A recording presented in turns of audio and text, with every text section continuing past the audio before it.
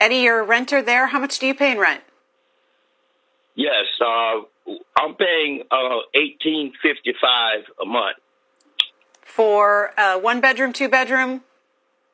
It's a 3-bedroom small home. And my wife and I, we're retired. We're on fixed income. We're going to leave this, but you can finish watching online at cspan.org. We take you live to President Trump speaking with reporters before he departs the 2025 NATO summit in The Hague, Netherlands. You're watching C-SPAN 2. Wonderful countries. But I want to thank you for joining us at the conclusion of a highly productive NATO summit in the Netherlands. I want to thank them for the royal treatment they've given us. Couldn't have been nicer. And it's a beautiful country, really a beautiful country. Coming in, I saw the most beautiful trees. In fact, I want to bring some back with me. I want to also thank, I had breakfast this morning with the King and Queen, and they're incredible people. I said, your central casting, beautiful people, great people, big, beautiful heart. And I enjoyed that. And also NATO Secretary General Mark Rutte, who's been terrific. He's been a friend of mine. Used to be right here running this wonderful country. Now he's the NATO Secretary General. He's doing a fantastic job. And the Prime Minister, we appreciate everything you've done. And as you know, last weekend, the United States successfully carried out a massive precision strike on Iran's nuclear enrichment facilities, and it was very, very successful. It was called obliteration. No other military on earth could have done it, and now this incredible exercise of American strength has paved the way for peace with a historic ceasefire agreement late Monday, and we call it the 12-day war. Spoke to a few people. I guess that just sounded like the right name. It was a 12-day war. And we think it's over. I don't think they're going to be going back at each other. I don't think so. Not only have we dealt decisively with the critical threat of Iran's nuclear program, which was what I wanted. I said, Iran cannot have a nuclear weapon. I've said that for 15 years, long before I decided to do the political thing. But we've also reasserted the credibility of American deterrence, which is like no other. The people at NATO said there's never been anything. You know, I rebuilt the entire military during my first term. And we have a great military. We have great generals. I got to know the good ones and the bad ones. We kept the good ones. Over the past 2 days, I was honored to participate in the NATO leaders meeting and also had extremely good individual discussions with the King and the Queen, Secretary General Rutte, and the Prime Minister. Great discussions. Very knowledgeable people. Major focus of our conversations at the summit was the need for other NATO members to take up the burden of the defense of Europe, and that included the financial burden. As you know, it was 2%, and we got it up to 5%. And they said, a couple of them came up to me. One in particular said, "Sir, we've been trying to get it up to 3% for 20 years, and we haven't been able, and you got it up to 5%. So they're going to be, most of them, I guess almost all of them, are going to be contributing now 5%, the number that people are surprised at, but you need it today. The United States accounts for 2/3 of all NATO defense spending. And since I began pushing for additional commitments in 2017, believe it or not, our allies have increased spending by $700 billion. I said to people, you don't have any money, and a lot of them weren't paying. And so I started the process, and I picked it up as soon as I got back, which is 6 months ago. And following my election last November, almost all have accelerated plans to reach the 2%, 3%, 4%, and then ultimately, very quickly, 5%. And all of this is going to be done very quickly, almost immediately. You probably know this as well as I do. I'm sure they've been talking about it. It's really been a big focus. In a very historic milestone this week, the NATO allies committed to dramatically increase their defense spending to that 5% of GDP, something that no one really thought possible. And they said, "You did it, sir, you did it." Well, I don't know if I did it, but I think I did. This will be known as the Hague defense commitment, which is pretty good, pretty appropriate. When the Allies reach this number, it will add more than $1 trillion a year. Think of that, $1 trillion per year to our common defense, and this is a monument really to victory, but it's a monumental win for the United States because we were carrying much more than our fair share. It was quite unfair, actually. But this is a big win for Europe and for actually Western civilization. For years, past administrations failed to get most allies to contribute even the 2%. I remember when I came here, we had 4 countries that were up to 2%, and I remember Poland was there. A couple of them were there, and but most of them were. We had 28 at the time, as you know. It's increased a little bit, and they've agreed now to more than double their budgets in all cases. And Europe stepping up to take more responsibility for its security will help prevent future disasters like the horrible situation with Russia and Ukraine, and hopefully we're going to get that solved. Last week they lost 7,000 soldiers, mostly soldiers, but they're also getting hit in Kiev. They're getting hit in some of the towns also. And that means life. Life is disappearing also in the cities and towns. Should have never happened, would have never happened if I was president. I said it 1,000 times. And it never did happen. It's never even thought about. But it's vital that this additional money be spent on very serious military hardware, not bureaucracy. And hopefully that hardware is going to be made in America because we have the best hardware in the world. You saw that where 14 missiles were shot at us the other day. And they were very nice. They gave us warning. They said, we're going to shoot them. Is 1 o'clock okay? They said, it's fine. And everybody was emptied off the base, so they couldn't get hurt except for the gunners. They call them the gunners. And out of 14 high-end missiles that were shot at the base in Qatar, all 14, as you know, were shot down by our equipment. Amazing stuff. Amazing that they can do. It's like shooting a bullet with a bullet. It's the same thing if you think about it. 14 out of 14, and they weren't even that surprised. I said, do you do that well often? They say, we pretty much do, sir. The Ukraine crisis has also highlighted the urgency of rebuilding our defense industrial base, both in the United States and among the allied nations. We cannot afford to be dependent on foreign adversaries for critical minerals. And as you know, we made a deal with Ukraine to take a vast amount of the land they have for minerals. We need it. And once again, I want to thank all of the people in the Netherlands, incredible people. It's a great place. And all of the NATO allies for the tremendous summit that we just had. A letter just came in, and a statement came in from the Atomic Energy Commission of Israel. And I just wanted, this is an official letter, and they're very serious people, as you know. The devastating U.S. strike on Fordo destroyed the site's critical infrastructure and rendered the enrichment facility totally inoperable. It was devastated. We assess that the American strikes on Iran's nuclear facilities has set back Iran's ability to develop nuclear weapons for many years to come.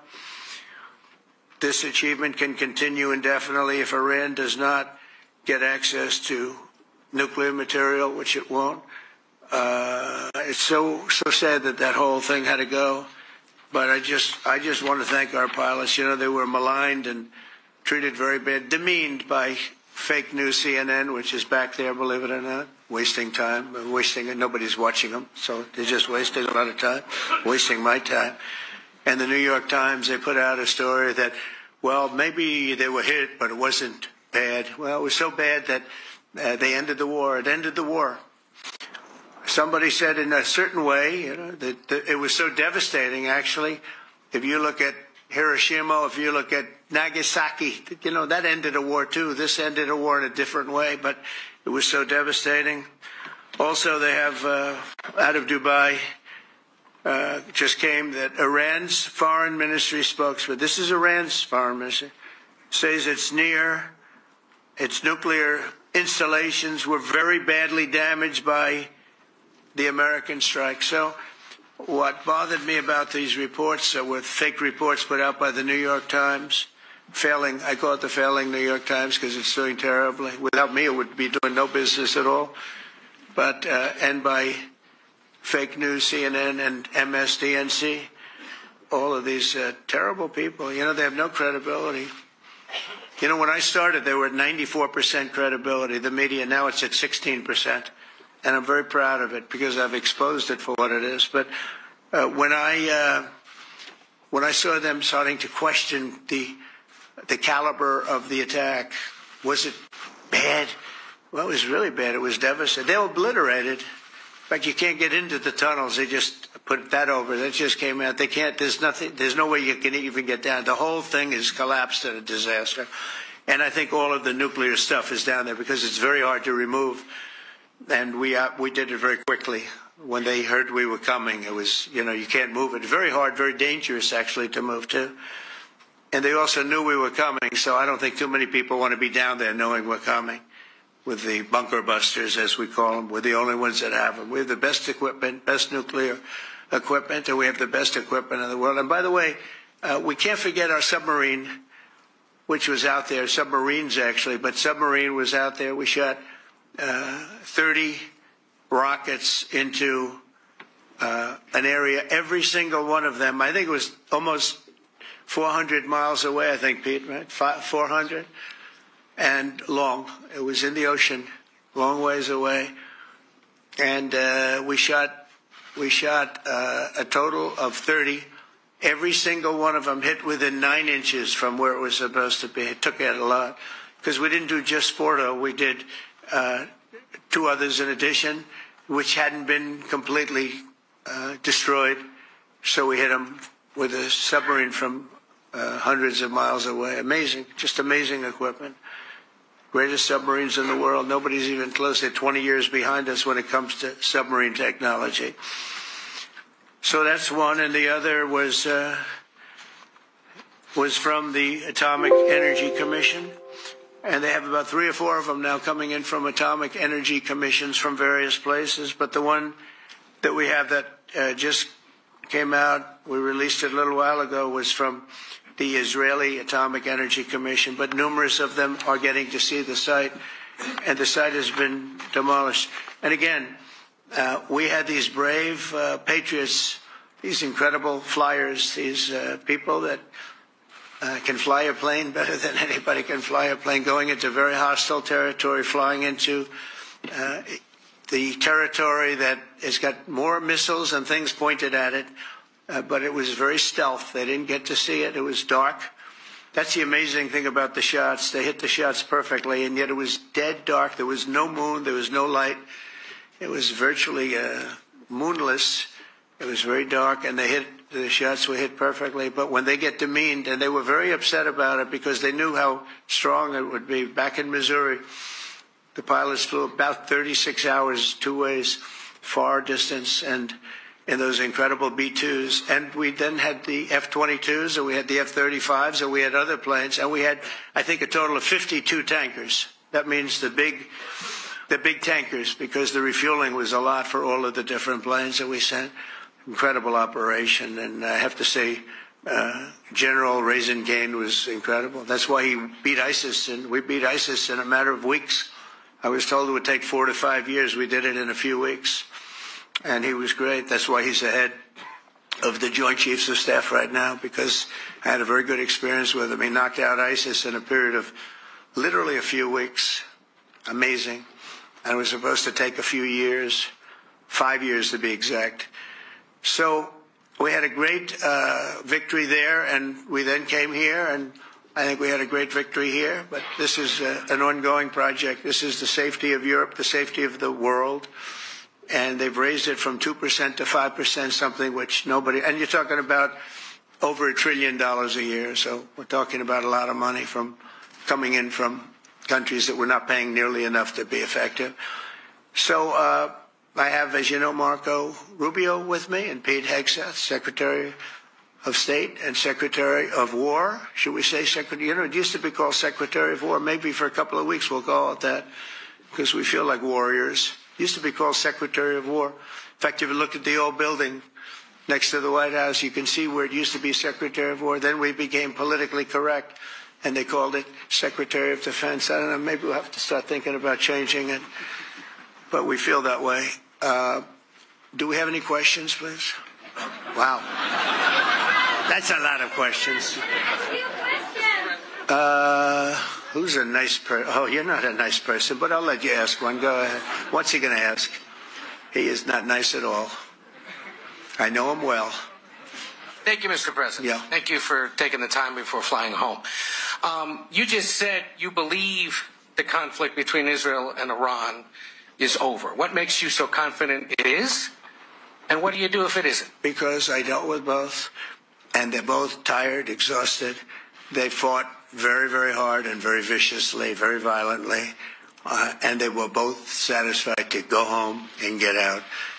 And can it start again? I guess someday it can. It could maybe start soon.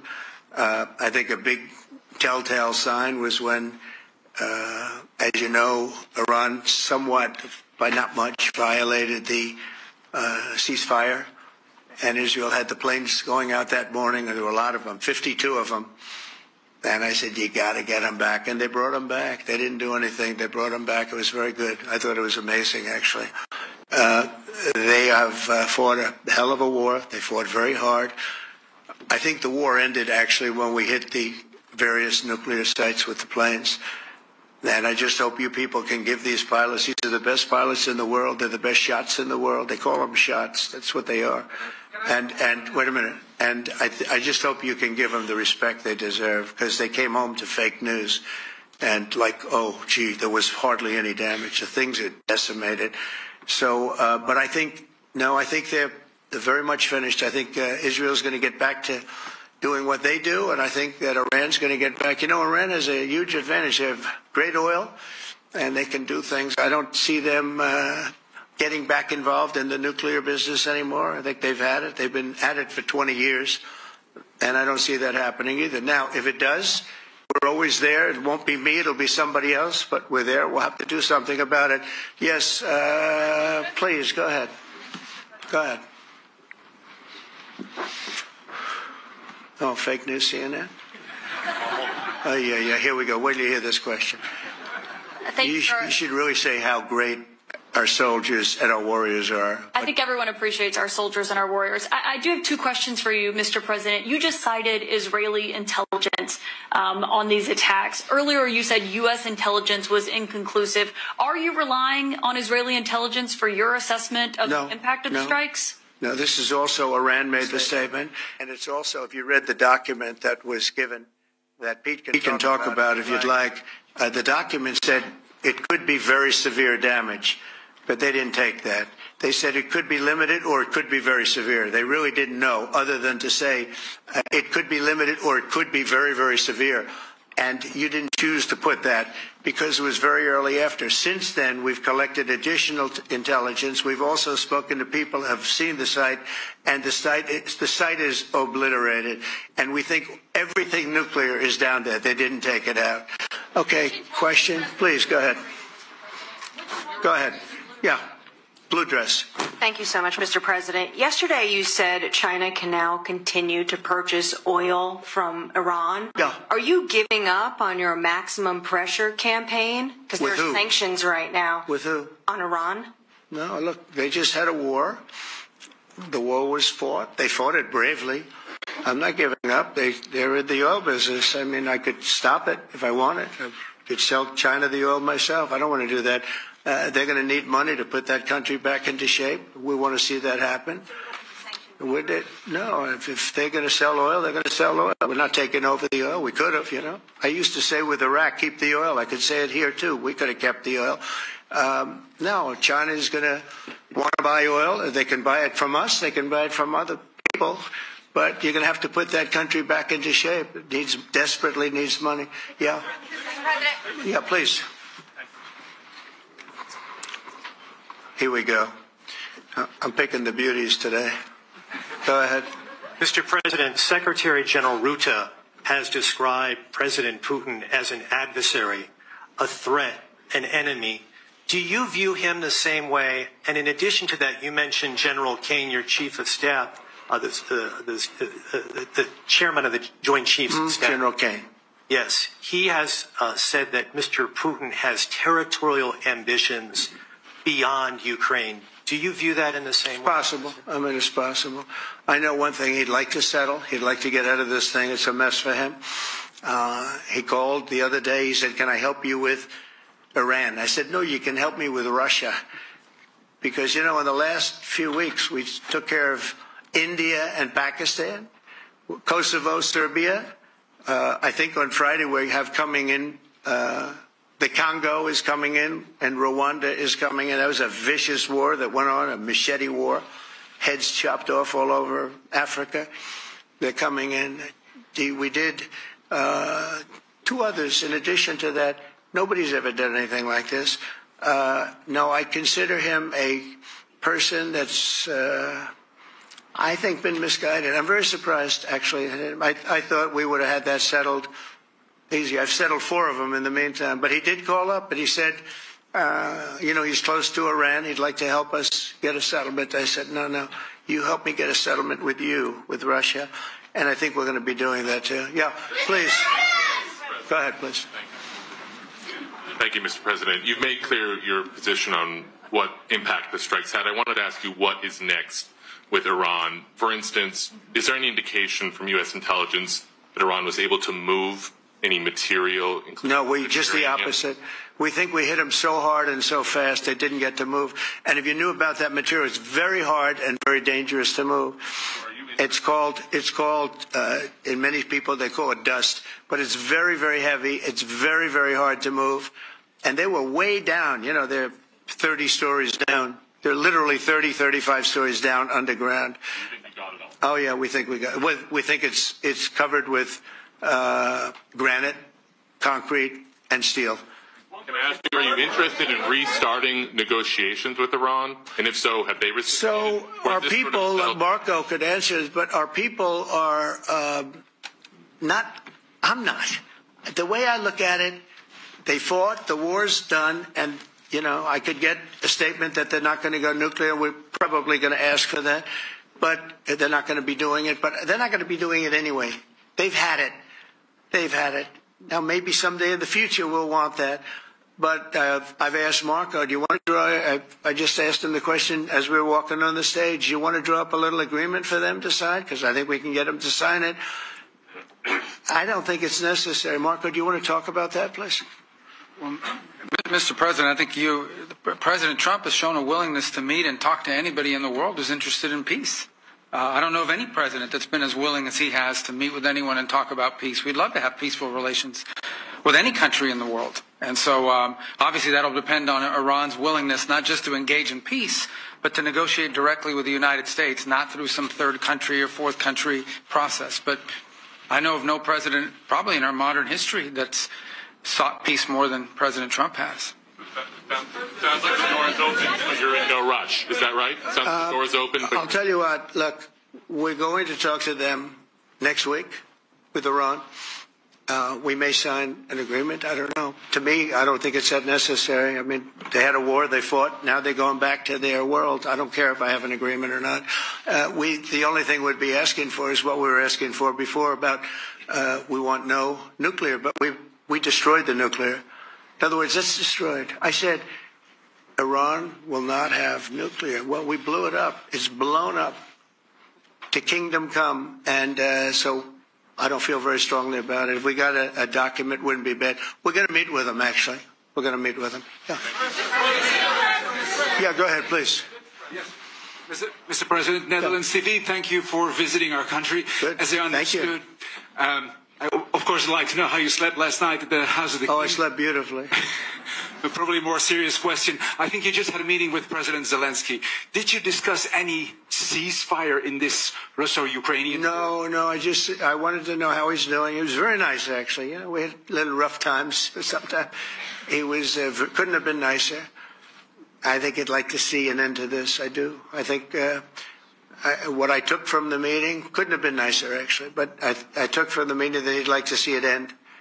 I think it's a great time to end it. I'm going to speak to Vladimir Putin and see if we can get it ended. But look, these are brave people. They're fighting these wars all over the place. You know, last week they had, I guess, I told you, close to 7,000 young soldiers, Russian and Ukrainian soldiers were killed, 7,000 in 1 week. It's crazy. It's crazy. So I'll be speaking to Putin. No, I had a good meeting with Zelensky, and I had a lot of good meetings. We had a lot of good meetings with a lot of people, a lot of great leaders. But he's fighting a brave battle. It's a tough battle. Yeah. Go ahead, white dress. Thank you. Ida Hallikainen from Finland, Ilta-Sanomat. You have played golf with President Alexander Stubb. How do you see Finland as a NATO ally and partner, and how would you describe your relationship with our president? Well, he's a very good golfer. Okay. In fact, he was on his college golf team. He went to a good college in the South, as you know, a very good college, and he was a good golfer. We had a good time. I think my relationship's great. I want to buy icebreakers. You know, you're very good at icebreakers. And I actually made him an offer.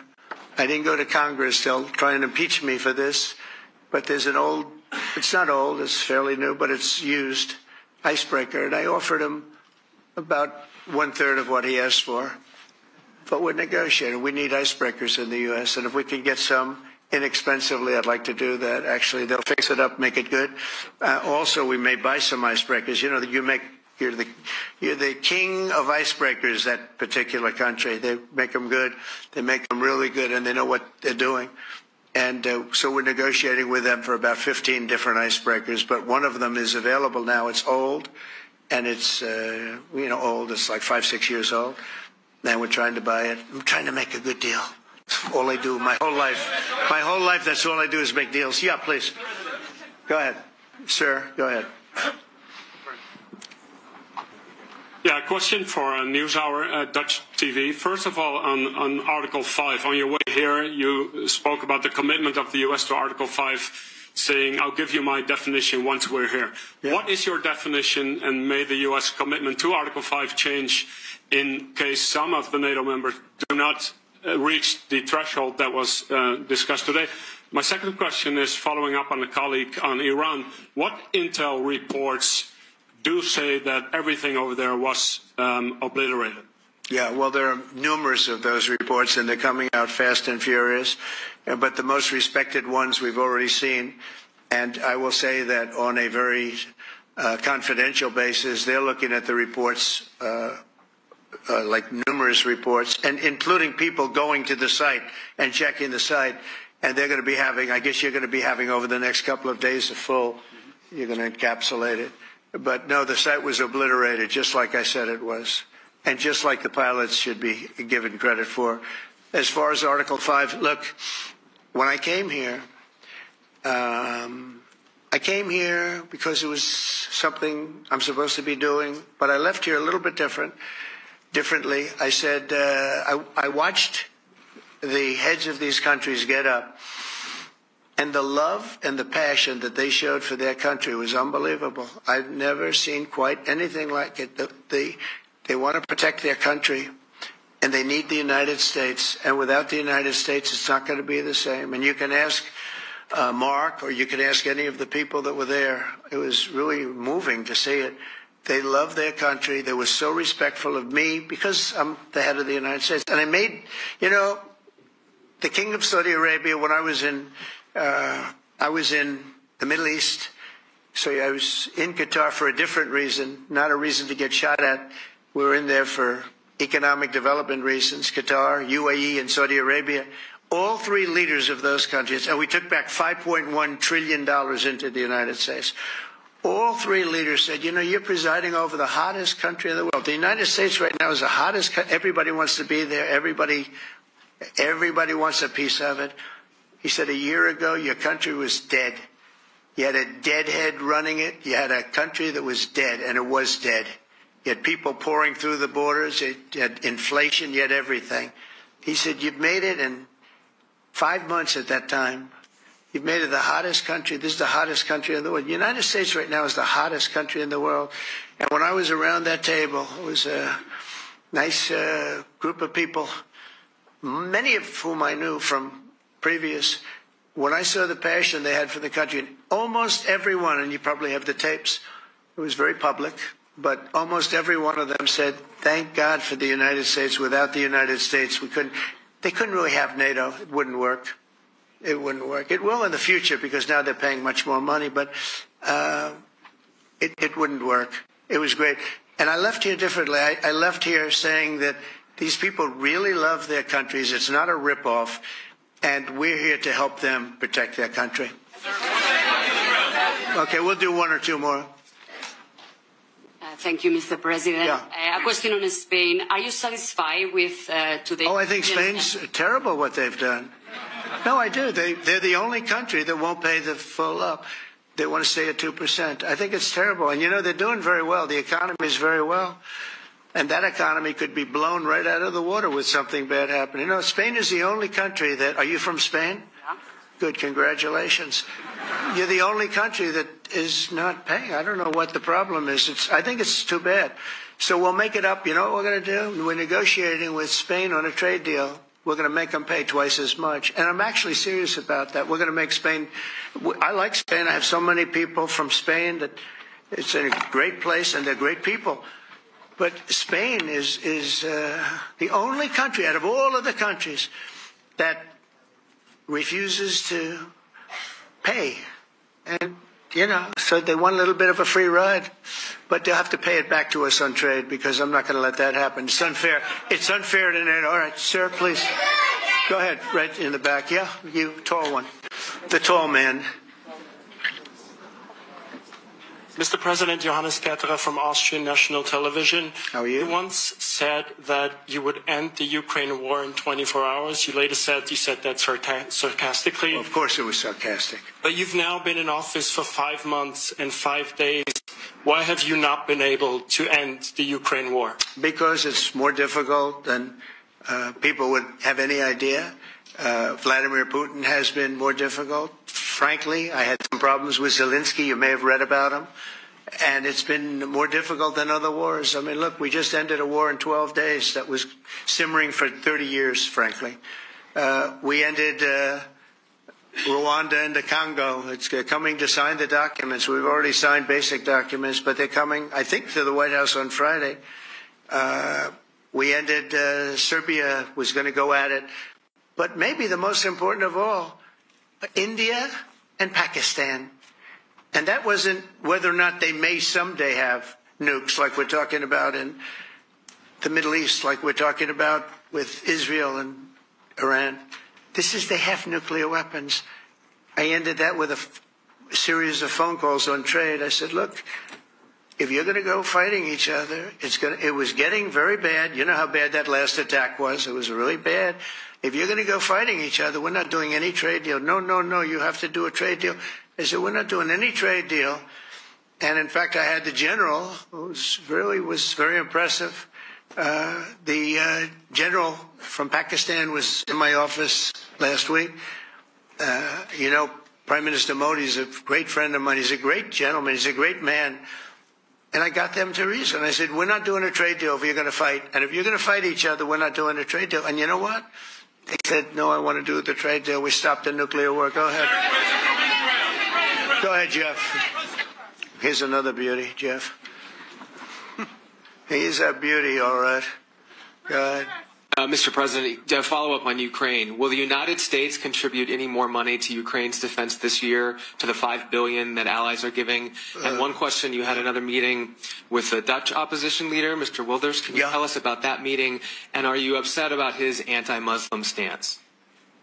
I'm not upset about it. It's just his view. He's unhappy with the way things are going in this country and various countries. He was an opposition leader.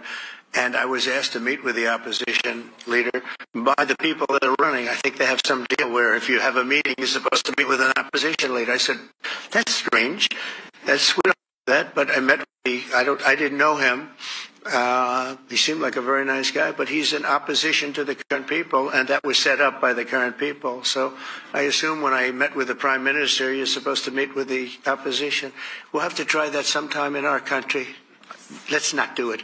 But I thought he was very good. As far as money going, we'll see what happens. There's a lot of spirit. Look, Vladimir Putin really has to end that war. People are dying at levels that people haven't seen before for a long time. Go ahead. Go ahead. White shirt. Oh, she's all excited. So, BBC News Ukrainian. Where are you from?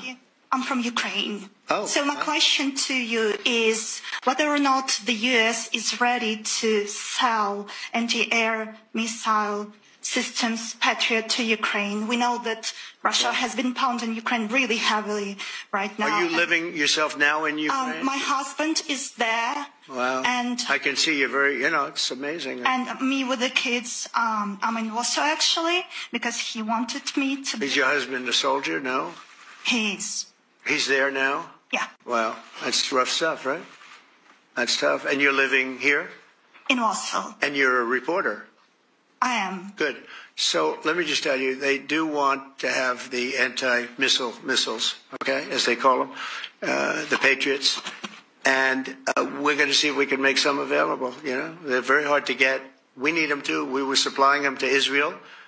And they're very effective, 100% effective. Hard to believe how effective. And they do want that more than any other thing, as you probably know. That's a very good question. And I wish you a lot of luck. I mean, I can see it's very upsetting to you. So say hello to your husband, okay? Thank you. Go ahead. Thank you. Thank you, Mr. President. You were criticizing... Where are you from? Bloomberg News. Oh, Bloomberg. That's wonderful. You were criticizing the Federal Reserve Chair before coming to this summit. Yeah, I think he's terrible. I was wondering if you've begun interviewing different candidates for the Fed pick. Yeah, I know within 3 or 4 people who are going to pick. I mean, he goes up pretty soon, fortunately, because I think he's terrible. We have no inflation. We have a tremendous economy. Hundreds of billions of dollars of tariff money is pouring in. Factories are being built because they don't want to pay the tariffs, so they're building them all over the country. I think we're close to $15 trillion. I told you $5.1 trillion from the Middle East alone, but of investment money coming in. There's never been anything like that in the history of our country. But we have no inflation. And we have borrowing because Biden, stupidly, they did short-term debt. So we have borrowing coming up. And, we'll go 10 years, maybe longer, maybe shorter, but we'll go a long period of time when we do the debt. And because of him, because of this guy, we will have to pay for years. We'll be paying for him. And I said to him, listen, there's no inflation. He says, but maybe there'll be some. That's true. I said, if there is some, what you do is raise the rate. I'm okay with that. You raise the rate in 2 years from now or a year from now. But because the rate's high, we have to pay more for debt. It's pretty equal. In other words, if it's 4%, it's 4%. If you drop it a point, you'll pay 3%. So it's fairly equal. Not necessarily, but fairly equal. So we're going to end up paying maybe 2 points or 3 points more. 3 points would be about $900 billion a year because of this very average mentally person. He's an average mentally person. I'd say low in terms of what he does, low. Low IQ for what he does, okay? Wait, so instead of paying $900 billion, we don't want to pay 900 just because he doesn't want to lower the rate. I said, if there's inflation in 2 years or 3 years or 1 year from now, you raise the rate. You take care of the inflation, among other things. But he's probably a very political guy, I guess. I don't know. I think he's a very stupid person, actually. All right, one more. Let's go. How about you? Go ahead. She looks so happy and everything. Thank you. So I I'm picked from her. Spain, too. I'm Ana Buc from La Vanguardia. I wanted to know if... You're where from? Spain, too. I wanted to know if you want to... That's the Spain corner right there. Shouldn't have said that. That's okay. I do like Spain, by the way. I think it's unfair that they're not paying, but go ahead. Are you going to negotiate directly with Spain about... I'm going to negotiate directly with Spain. I'm going to do it myself. They're going to pay. They'll pay more money this way. You should tell them to go back and pay. You're a reporter? You tell them to go back. They ought to join all of those countries that are paying 5%. Spain's going to be just about the only one that's not. They were the most hostile toward doing it. It just doesn't make sense to me. Okay. All right, Kelly, go ahead. Here we go. There's another one. Hello, sir. Thank you very much. We got them all today. Okay. So, Mr. President, you talked about expecting some on-the-ground assessments at Fordo and other sites. Now is that Israeli and U.S.? It's been obliterated, Kelly. It's been what is your message then, sir, to the intelligence community when they present reports? You're not disputing the DIA report. You're just... They presented a report that wasn't finished. We're talking about something that took place 3 days ago. I understand that. The report was done 2 days ago. Wait a minute. Yes. They didn't see it. All they can do is take a guess. Now, if you take a look at the pictures, if you take a look how it's all blackened, you know the fire and brimstone is all underground because it's granite and it's all underground. You don't show it. But even there, with all of that being said, the whole area for 75 yards around the hole where it hit is black with fire. The group that's run by this gentleman, in fact, you may want to talk about it for a second because we're going to issue a report. And I think it's not even a very exciting report at this point. It's been obliterated, totally obliterated. And they did a report, but it was like, if you look at the dates, it's just a few days after it happened. Sir. So they didn't see it. They said it may be very severe. Understood. Do you have a message for the intelligence community, though, in terms of unvarnished information getting to you, that it's not... I don't really have a message. I would say issue the report when you know what happened. I wouldn't say that it could be severe or maybe not. They use the word severe. It could be severe or maybe it's not. And so people like you picked up and said, oh, it's not severe. No, the report was not a complete report. Yeah, the message was probably wait till you know the answer before you... And sir, did you not have a public component to your Zelensky meeting for a tactical reason with President Putin? Let him answer this question. Hello, Mr. Secretary. Yeah. There's a reason the president calls out fake news for what it is. These pilots, these refuelers, these fighters, these air defenders, the skill and the courage it took to go into enemy territory flying 36 hours on behalf of the American people and the world to take out a nuclear program is beyond what anyone in this audience can fathom. And then the instinct of CNN, the instinct of the New York Times is to try to find a way to spin it for their own political reasons to try to hurt President Trump or our country. They don't care what the troops think. They don't care what the world thinks. They want to spin it to try to make him look bad based on a leak. Of course, we've all seen plenty of leakers. And what do leakers do? They have agendas.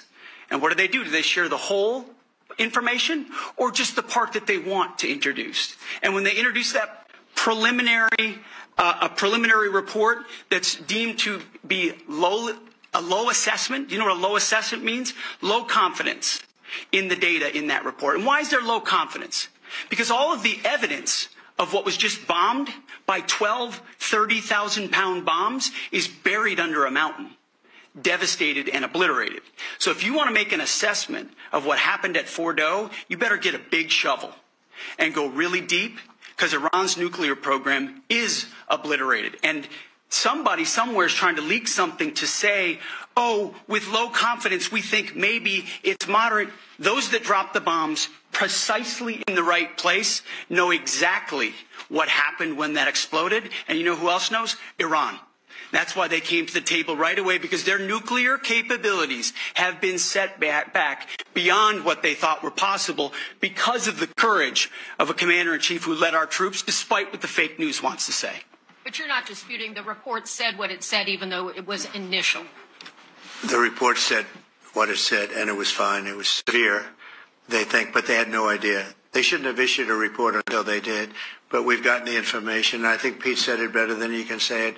And, you know, you should be proud, you, especially you, should be proud of those pilots, and you shouldn't be trying to demean them. No, those pilots flew at great risk, a big chance that they'd never come back home and see their husbands or their wives. Let me just tell you, you and NBC, fake news, which is one of the worst, and CNN, New York Times, are all bad. They're sick. There's something wrong with them. But you know what? You should be praising those people instead of trying to find something. By getting me, by trying to go and get me, you're hurting those people. They were devastated. You know, I got a call from Missouri, great state, that I won 3 times by a lot. And I got a call that the pilots and the people on the plane were devastated because they were trying to minimize the attack. And they all said it was hit. but we don't think it was really maybe hit that badly. And they were devastated. They put their lives on the line, and then they have, and I'm not referring to you, but real scum come out and write reports that are as negative as they could possibly be. It should be the opposite. You should make them heroes and heroines. You should make them really people that they were so devastated when they heard this news. And you know what they said? One of them, I spoke to one of them, he said, "Sir, we hit the site. It was perfect. It was dead on."